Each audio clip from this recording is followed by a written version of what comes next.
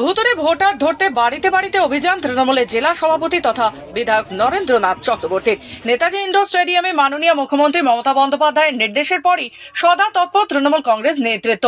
আজ বিধায়ক নিজেই বাড়ি বাড়ি ঘুরে ভুতুড়ে ভোটারের খোঁজে পাণ্ডবেশ্বরের অলিতে গলিতে।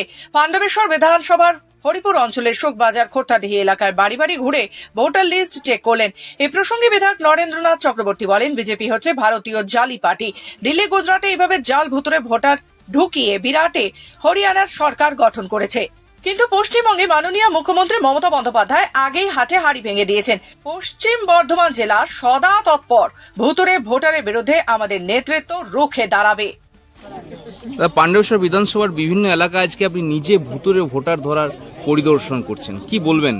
দেখুন, আজ থেকে পাণ্ডবেশ্বরে ভুতুড়ে ভোটারদের বিরুদ্ধে লড়াই শুরু হলো। আমার সঙ্গে আমার ব্লক প্রেসিডেন্ট আছে, যুব প্রেসিডেন্ট আছে, অঞ্চল সভাপতি আছেন, পঞ্চায়েত মেম্বাররা আছেন, পঞ্চায়েত সমিতি মেম্বাররা আছেন। আমরা সবাই মিলে পাড়ায় পাড়ায় ঘুরছি এবং দেখছি প্রত্যেকটা বাড়ি বাড়ি থেকে যে যাতে কোথাও, যেমন একটা ফ্যামিলিতে মনে করুন তার 2 ছেলে, হঠাৎ দেখা গেল তার আরও 2 ছেলে বেড়ে গেল।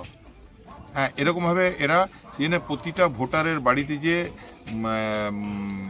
কি বলে এপিক কার্ডের সঙ্গে মিলিয়ে দেখা এবং প্রতিদিন যে আমাদের অনলাইন ভোটার হচ্ছে তাতে কটা বাড়লো, কি হলো, সেগুলো সব নজর রাখা আমরা শুরু করেছি। পশ্চিম বর্ধমানে গতকাল 2টি মিটিং করা হয়েছে, একটি দুর্গাপুর এবং একটি আসানসোলে। সেখানে ব্লক প্রেসিডেন্ট থেকে নির্দেশ দেওয়া হয়েছে যে অবিলম্বে মাঠে নেমে যাওয়ার জন্য, এবং এই ভুতুড়ে ভোটারের প্রক্রিয়া বাংলার মাননীয় মুখ্যমন্ত্রী মমতা বন্দ্যোপাধ্যায় যে নির্দেশ দিয়েছেন সেই নির্দেশকে কার্যকরী করে মাঠে নেমে বাড়িতে বাড়িতে ঘুরে ঘুরে পুরো নজর রাখা এবং ব্যাপারটা দেখে নেওয়ার জন্য।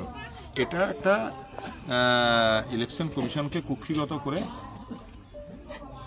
বিজেপি ভাবছে যে পশ্চিমবঙ্গে ভুতুড়ে ভোটার লাগিয়ে, যেমন করে দিল্লিতে জিতেছে, একটা ইয়েতে বিধানসভাতে হঠাৎ করে 10,000 20,000 ভোটার বেড়ে গেল, আর সেই ফলস ভোটের উপর ভিত্তি করে সেখানকার মানুষের